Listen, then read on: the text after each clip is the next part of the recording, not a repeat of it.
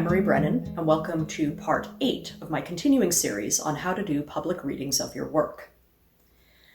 Your performance is more than just the words that come out of your mouth. It's everything about how you present yourself to the audience, and thinking about that ahead of time can make the performance as a whole come off better. In general, you want to look good.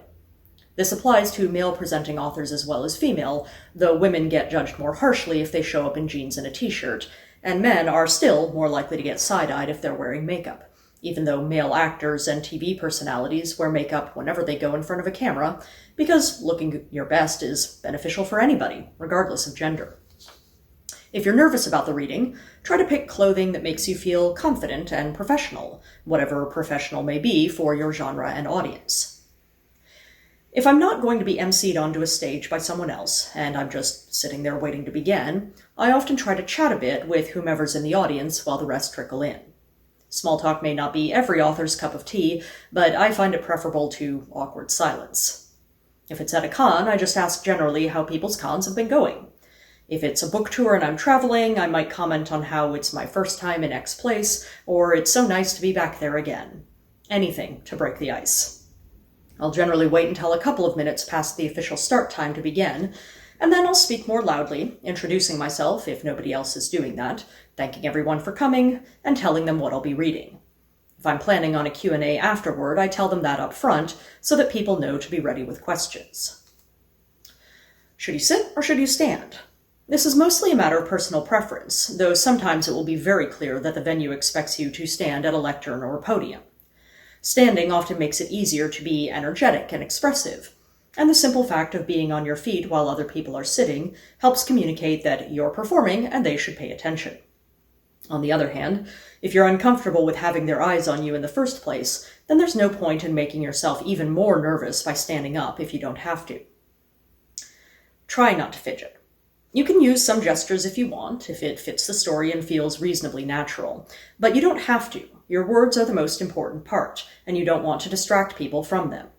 Constantly shifting your weight, fiddling with your hair, or otherwise making unnecessary movements can wind up breaking the audience's immersion. Which doesn't mean you shouldn't scratch your nose if it itches, of course. These things happen. Just try not to do it all the time. If you're reading an excerpt and the audience needs some context to orient them, keep it concise. Don't tell them everything that's happened in the story up until that point, just the parts they need to know in order to understand what you're reading.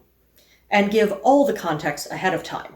It drives me up the wall when an author pauses mid-story, sometimes even mid-sentence, to tell me the character who just showed up is the protagonist's mother, or that earlier she got injured in a fight with a unicorn or whatever. If I need to know it, either tell me before you start reading, or edit your text a little bit to slip the information into the story. Don't interrupt yourself. Speaking of interrupting yourself, if you make a mistake, either keep reading, or if you feel it's truly necessary, just back up and fix it. Don't make a bigger deal out of it by apologizing or making lots of faces. That only compounds the disruption. Decide ahead of time what you'll be reading off of. A printout, tablet, phone, laptop, bound book. I almost always read from a printout, even in our technological modern age, because I can set the font and spacing to an arrangement that makes it maximally readable, and because I can shift the top page as I approach the end, allowing me to continue on to the next page without a pause. They're also lightweight, so holding them for long periods of time isn't hard on my wrists. But they have the downside of potentially making noise, especially if your hands are trembling with nerves. I'd rank a bound book or a tablet as the next most desirable option, but make sure you have the text already loaded on your tablet, as you don't want to find out the hard way that the room you're in has no signal. Laptops usually require a table or a lectern to support them, and I think they tend to come across as a barrier between you and your audience. Phones are rock bottom, as far as I'm concerned. Judging by what I've seen when other people read from them, the tiny amount of text that can fit on the screen at once makes them very suboptimal, as you're having to constantly scroll and pay attention to the device instead of to your listeners. And you do want to pay attention to your listeners if you can. The better you know your text, you practiced it, right? The easier it is for you to look up from the page periodically and make eye contact with people in the audience. Not only does this help engage them, but it also means you aren't directing your voice down and into a solid object. You become easier to hear and understand. If you have a microphone, I recommend using it. Yes, even if you think you're loud enough without it.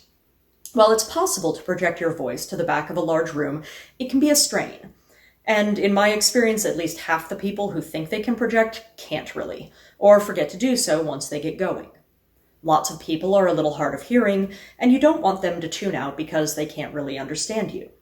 But make sure the mic is positioned well, so that you're speaking into it even when you're looking down at your text, and you're not so close to it that every puff of air makes the thing crackle and spit.